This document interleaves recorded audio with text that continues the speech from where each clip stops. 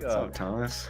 Information, and it's definitely interesting as all hell. I want to hear, before we go, initial thoughts when you saw this, because I saw first off that it was going to be, there was two coaching options, Quinn Snyder and Ime Udoka. And from the minute I saw that, I was like, they better get Ime Udoka, because I love Quinn Snyder, but Quinn Snyder is known for running a complex system, and it takes a year to install typically. That's why a lot of guys, when they would play for the Jazz, everyone said their first season was usually a wash year.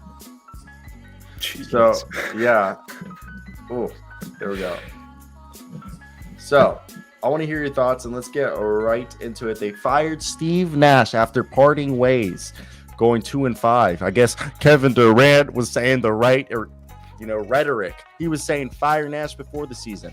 Udoka was 45. He was set to miss the Celtics' entire season after violating team policies for fucking the chief financial officer's wife and getting caught on the ring cam doing so. He also fucked another staffer, and supposedly he engaged in sexual misconduct in ways that you're also muted on the Amazon amp, by the way. And No, I'm not.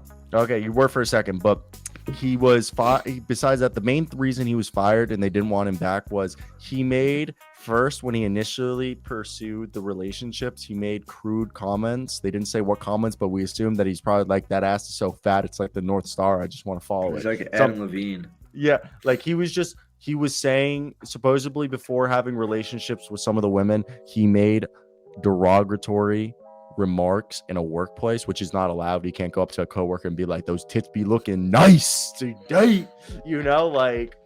So that's, and then after the relationship with the chief financial officer's wife, he made some crude remarks towards her, basically telling her, I guess, go F herself and all this shit after she went back to daddy.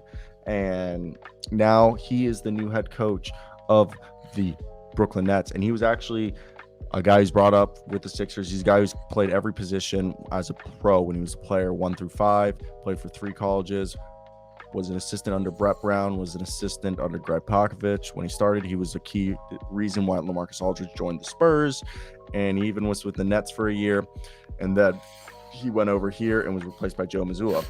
Nash was 94-67 in 2+ seasons. Nash, we agree, the problem was in-game adjustments. He's going to go to coach rehab and just sit behind a bench for a few seasons and get a job in a few years. But decision to move on Nash comes amid months of turmoil in the organization, including yet another off-court controversy, including Kyrie Irving.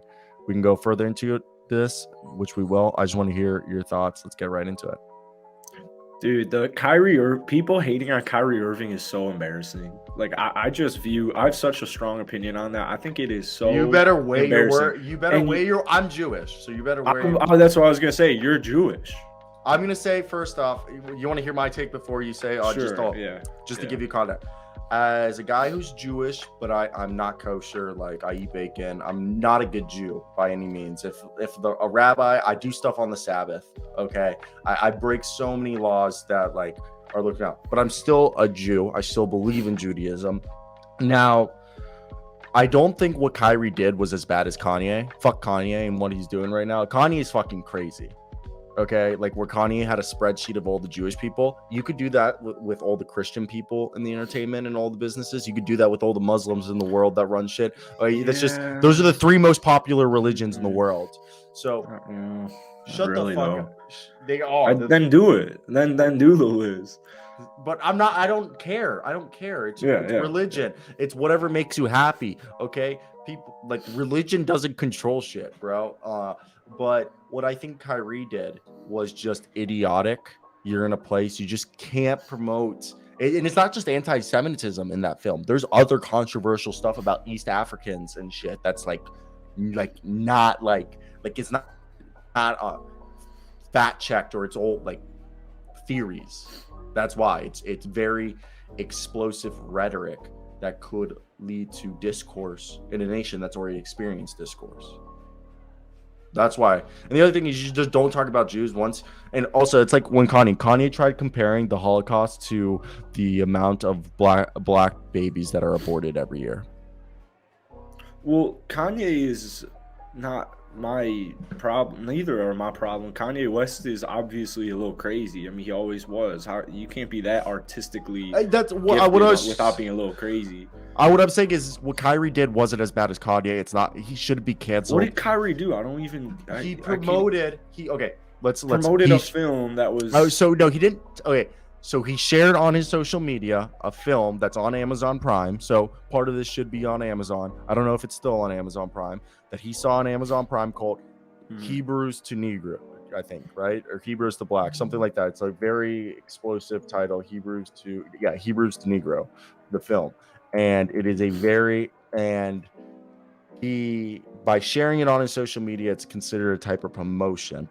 And the film is a very explosive. It's basically talking about the true identity of the children of Israel.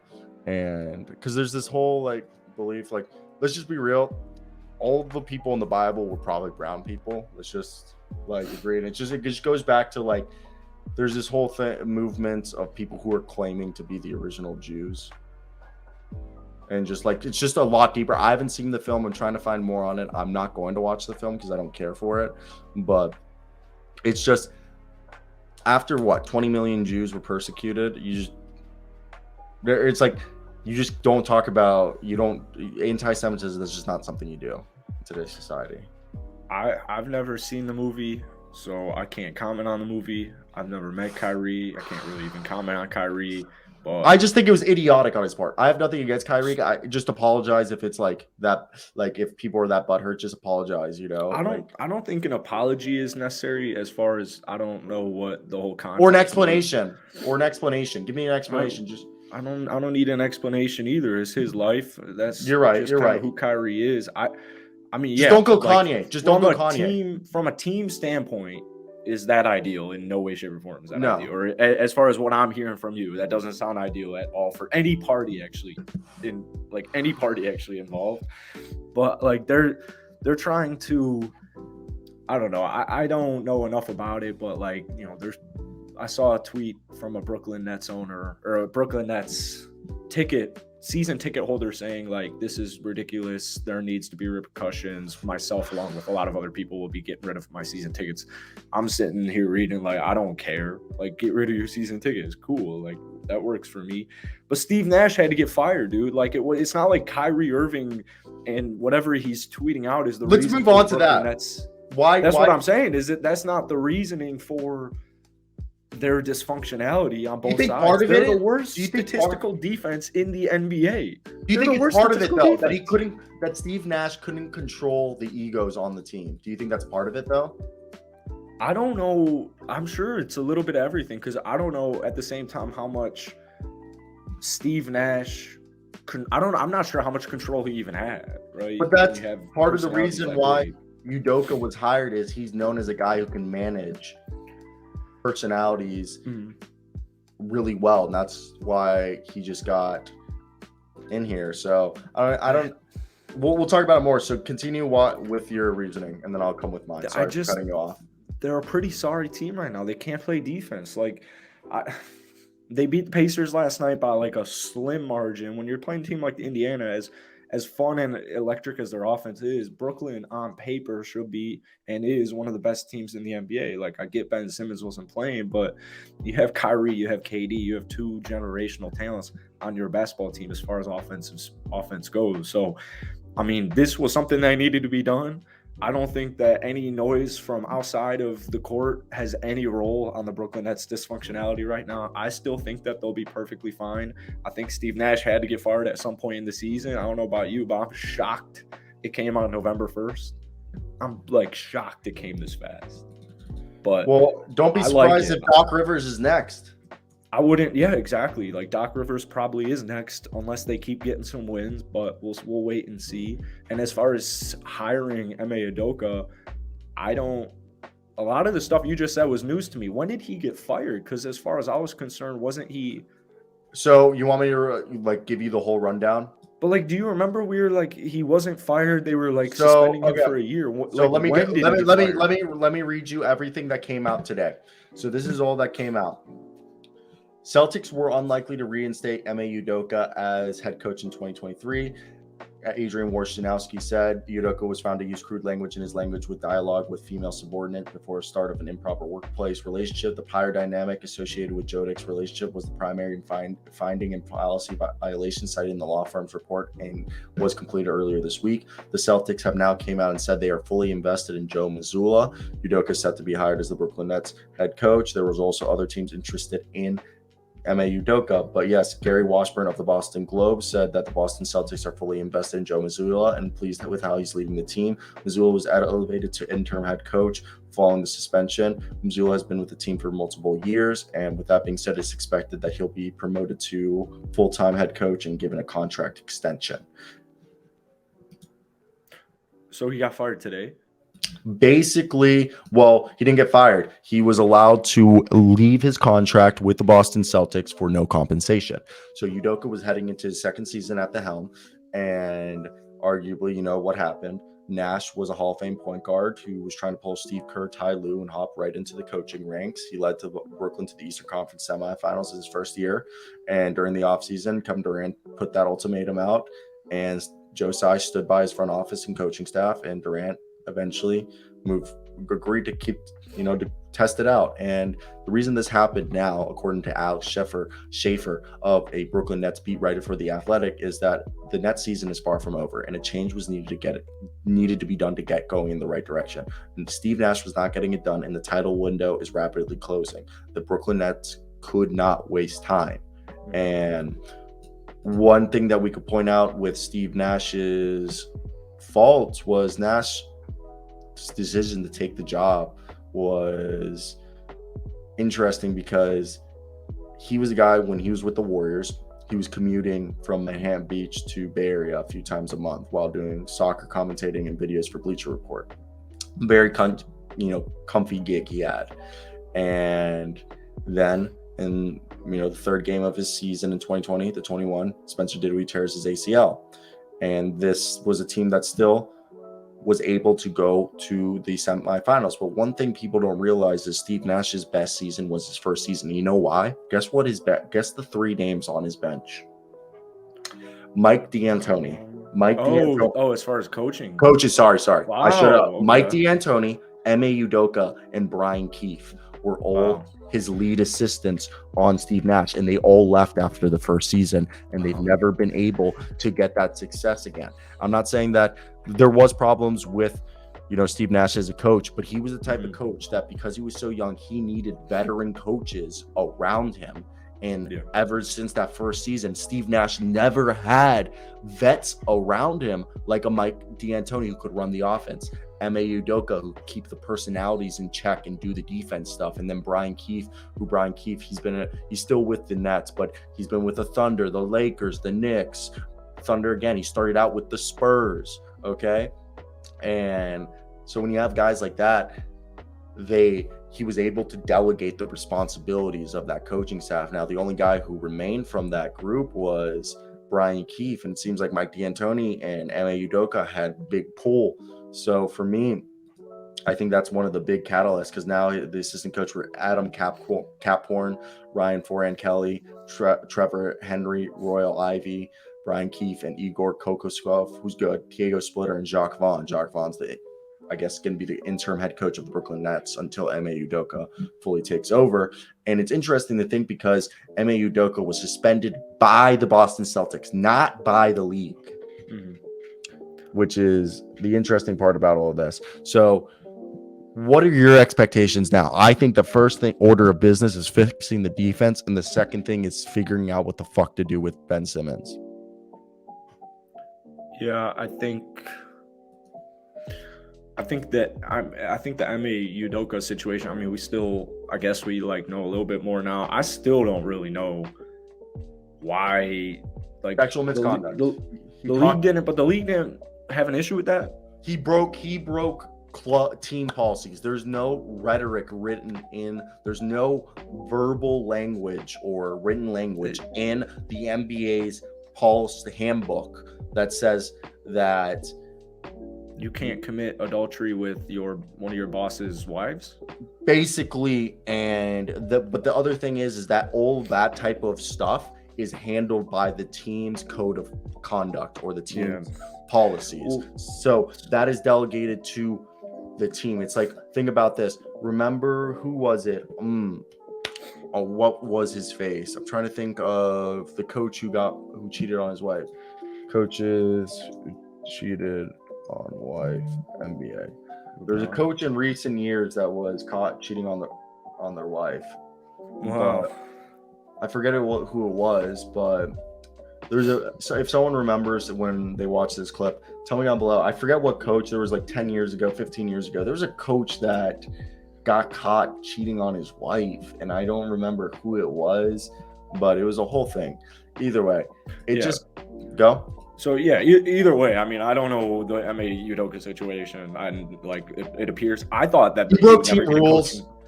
I never thought he'd get a coaching job ever again, a head coaching job in the NBA ever again. I was wrong, and I'm glad I'm wrong, because Ime Udoka is a phenomenal head coach. I wanted him so desperately for the Chicago Bulls. Billy Donovan's great. But he is a guy, I like Billy Donovan a lot. Ime Udoka, as opposed to a guy like Steve Nash, who's way too... He seems to, he doesn't really seem like a vocal, aggressive coach. He seems more like Steven Silas to me, where he's just more collected. He's going to let everybody do what they got to do, and then they'll take a look at it afterwards. I think Ime Udoka is one of the best coaches in the NBA. Defensively, what he was able to do with Boston Celtics was such a simple scheme, a simple man-to-man scheme with help in the paint. Rebounding, just the personnel they had on their roster, like, Brooklyn's going to be fine. They're going to be absolutely fine. There's going to be somebody who can figure out how to put Ben Simmons with KD and Kyrie. Ime Udoka, I think, like, obviously Simmons and Claxton can't play together. They'll have to figure something out about that. Is Claxton better suited for the bench? Ben Simmons looks like a shell of himself. Like, there's a bunch of issues going on. The good news is they have a whole season to figure this out. And this was a really good, smart move to me by Brooklyn, as far as like going from controversy to controversy. Like, who the hell cares? This is basketball. Like, it's all good to me. I think that Boston is going to have a crazy second half turnaround, exactly like the Boston Celtics last season. They'll probably make some moves as well. I mean, they have the right guy to do it. So first off, Ime Udoka did a wonderful job in his only campaign as the Boston head coach, the former Nets assistant. Obviously, you guys know he was suspended for the entire season for a violation of team policies. Now, the nature of his exile is much clearer. The Nets will stop at nothing to fix this team. And no matter how messy it might get for them in the PR section of this. They should, yeah. Yeah. And the thing is Kyrie's playing the best basketball because I said this before, and you agreed with me, that it's in Kyrie's best interest to have the best season of his life, because this is the last long-term contract he can get, max money. Now, it is a true shame that the Nets thought so lowly of Jacques Vaughn, my KU alumni, to give him a real chance to coach. I personally think he was the former coach of the Orlando Magic. I know they don't have time. They don't all have time, but I think he deserves it. He deserves it. Famers on your basketball team, and you don't make the NBA finals. Look, he last held the.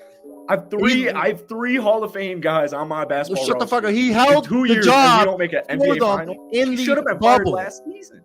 Jacques Vaughn's fine. Fired the second they didn't get past the first round. They got swept by the Boston freaking Celtics, and they made no adjustments. Steve Nash is not a guy I'm willing to put my body, my life on the line for, but Ime Udoka is. Brooklyn's just fine. Sorry, Vaughn, whatever his first name is. I'm sure he's a great guy and a solid coach, but they gotta act now. You got two Hall of Famers on your team. I think Ben Simmons will be a Hall of Famer, but I know that's not a nice take right now. I mean, they got figured out right now. There's no time to waste. All right, so let's continue with this. Again, we don't fully know the details and reasons why Udoka was suspended besides what they've told us. Now the Nets are proactively choosing to bring him in. And the obvious PR aspect of this is a bad look for the organization with even Kyrie going on. But the Nets seem to be on the verge of undercutting the punishment of the Celtics felt was appropriate for Udoka by hiring him about a month into his suspension. This is already an organization that empowered Kyrie Irving last season by bringing him back to play only road games after initially benching him for refusing to adhere to the vaccine mandate. And this let Irving go on with no consequences as he posted conspiracy theories and disinformation on social media, recently linking a movie widely seen as anti-Semitic. Now, this is all stuff that is going through. It's a PR nightmare. This is not basketball, so we're not really going to dive into it. We already talked more than what we should have. Now, Udoka, as we previously mentioned, served under Nash in 2020-21, and he's another Spurs Mafia guy. He was the runner-up to Kenny Atkinson in Sean Marks' first coaching search, and he was also the Team USA staff member in the 2020 Olympics, and that's how he became so close with Kevin Durant. And if you're Steve Nash, you're probably freaking pissed because, he split his time between advising the Dynasty Warriors in Northern California and then living on the beaches of Southern California. And now he just got his reputation torn apart in one season. It was an absolute mess. But I think what we're seeing right here, Nash probably goes back to his private life or rides the bench, and the Nets need a change. And this was the change. You're right. They needed it. If there was any coach that was available that could do it, it was Ime Udoka. We saw it happen. And Kyrie's playing well. Kevin Durant is playing. They got Kevin Durant and Kyrie, probably one of the 20 best players in the world. And then they got a guy in still not full form, shaking off the rust, a guy who's barely played in 2 years, played 5 games in the last 2 years, Ben Simmons. And Nash, at his faults, as a head coach, seems to be another example of on-the-court brilliance that doesn't magically translate to the sidelines. And this internal shakeup, might be best. I just think right now the players only meeting after losing to an 11-man rebuilding Pacers team was a sign, because this contention window is closing, like Sean Marks said, and they had to rip off the Band-Aid and go into this. So and the question I want to ask you, was Nash doomed to start the season because of the ultimatum? Was Steve Nash set up for failure to begin this season regardless because of the Kevin Durant ultimatum? And then I'll continue going on my tandem. Yeah, he shouldn't have even been the coach. Like, he literally just shouldn't have even come back as a coach. The GM should have been fired also, but I don't know. Sean Marks is done okay. He did the moves that he saved his ass. I don't get how you got Harden. I don't care how many games they play together. I don't care. I don't know how you don't make the NBA Finals. It's crazy. But Milwaukee was a good team. I think Steve Nash is not a guy I would listen to if I'm a guy like KD. If I don't respect him, Ime is a guy who commands respect. Like, he commands respect. So, and you know what takes care of the Brooklyn Nets PR, blah, blah, blah, blah, blah. You know what takes care of everything? Winning. Yeah. So if the Brooklyn Nets win the NBA Finals this year, no one will give a single damn about any of this stuff. So, I don't know, man. My thoughts on Steve Nash. I ranted about Steve Nash being the head coach again all off season. I don't think it should have even been a question, but I'm glad they did it this early. I'm very surprised they did it this early, but I'm very, very glad. So what I want to talk about is the fact that let's talk about what he went through so far this season. What was he dealing with? And the thing is this was a team that okay, so Nick Claxton, for how great he's been offensively, he's been terrible defensively. Joe Harris does not look like himself. Seth Curry's coming back from injury. TJ Warren isn't even back. Oh, and Ben Simmons is a shell of himself. And right now, this is an ill-constructed roster, and they have their own shortcomings. Now, I think the Durant ultimatum, looking back, you just said it. The only way for Steve Nash to keep his job was to win, and win a lot. And the Nets simply have not done that. The team has looked pretty blah and like a lesser sum of its talented parts. And the thing is Durant's at an MVP level. You got yourself Kyrie playing well. 30 point per game scorers on their team, and they got a handful of wins. And that's what I'm saying. The winning can solve a lot. And the Nets didn't do enough of that to help suppress any lingering wounds from this past offseason. The defense has been absolutely dreadful. And it seems like Steve Nash's voice was he lost the locker room. And Nash wanted the offense to look like the Phoenix Suns teams that he played on. But the Nets wanted to go ISO heavy far too often, especially in the fourth quarter. And that idea was, as a Hall of Fame player, Nash would have the resumes to hold the star players accountable and get them to listen. It didn't work. Ultimatum or not, that's the essence of any job as a head coach. And obviously, I'll admit the ultimatum didn't help. And I think the bigger question is, how safe is Sean Marks? I think Sean Marks is safer than Nash. Joe Tsai didn't entirely blend bend to Kevin Durant's demands or to Irving's pressure this offseason. So good for him. But firing Marks would set a terrible precedent. And I think he's fairly safe. And you have to understand he is listed as the alternate governor for the Nets. How many general managers get that title? Sean Marks turned this team from a dumpster fire into a respectable franchise without any draft assets. You may be tasked to be doing that very soon again, because Durant might ask out after the season and Kyrie might just walk. So whether replacing a head coach or replacing a general manager, which is harder, they're both hard. But given Sean Marks' resume, I think he keeps his job for now, and he's the right person to steward this organization as the man in charge. And he's the guy who put together this whole era of the Nets. If he goes anywhere, it would just mean that they're blowing up everything. So how do you fix this season? Do you make trades? They have on Tuesday the Bulls, which is tonight, then back-to-back against the Wizards and Hornets. This could be a path to 500. But right now, what do you do with this team? Because if they blow up the team, the assets coming back would set up the Nets to quickly restart. But regardless, they should be able to, I think, maybe fix this. What would you do? Because how do you salvage a 34-year-old Durant on a long-term extension with 2 more seasons after this one for a combined $77 million?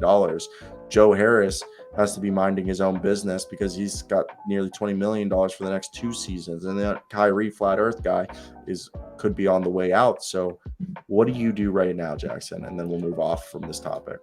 Well, I don't do anything quite yet except for implement Ime Udoka's defensive scheme, because I don't think you can properly evaluate a team until at least 20 games in. So if things aren't looking on the up and up by 20 games, whenever that is, let's say end of the month, end of November, after Thanksgiving, if it's clear Brooklyn needs a change, they'll make a change, or they're gonna do something regardless. I think, like we saw with Boston last year, like they had a really solid team, one of the best starting fives in the NBA, but they still made 2 huge acquisitions, and Derek White at the time was a huge move. It didn't really necessarily pan out as good as I thought it would. Daniel Tice was a huge addition to him as well. Like, you just have defensive-minded players. So I'm implementing defense number 1 priority, because you have 2 30-point per game scorers, yeah, but you're also the 30th ranked defense in the NBA. So Brooklyn knows they need to win, and they need to win right now, because if you don't, like I said earlier, the only reason Kevin Durant is in a Brooklyn Nets jersey is because of Kyrie Irving. So I think this is probably the last season this happens unless they win the NBA Finals. I really think it is, because to me, Kyrie is such a wild card where if they don't win the NBA Finals, if they don't even make the NBA Finals, I don't think the Brooklyn Nets have really treated me that well. So I'm leaving, and when he leaves, Kevin Durant's going to demand a trade, and then it becomes Ben Simmons' team, which isn't even that bad. That's not even that bad. So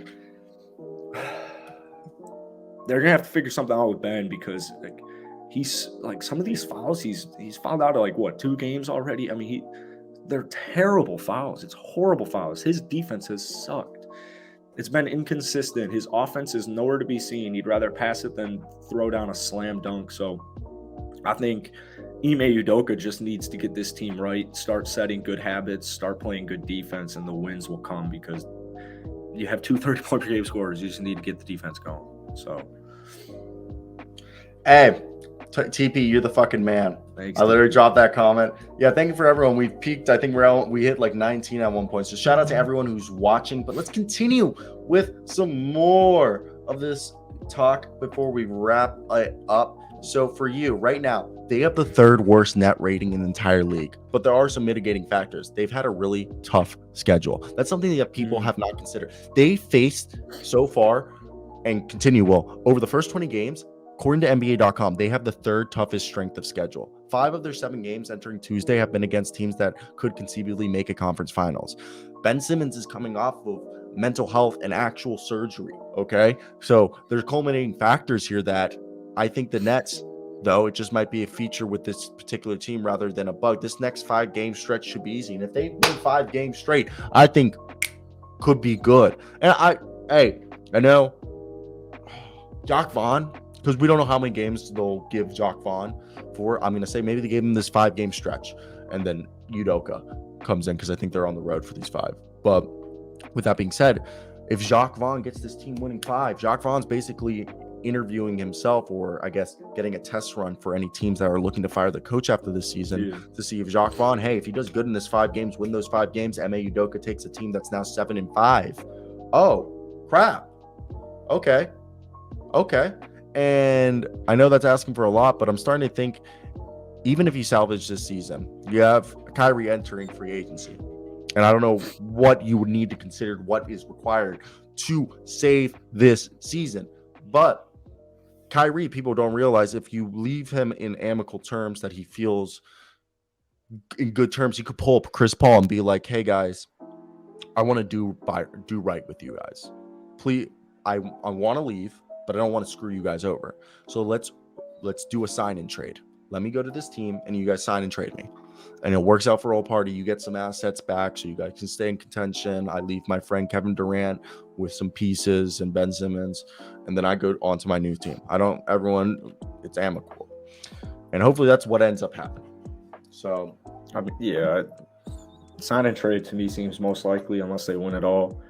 KD's good as gone. I don't think there's actually any way, shape, or form he stays if Kyrie's gone. So, I mean, KD wants to win. I agree. KD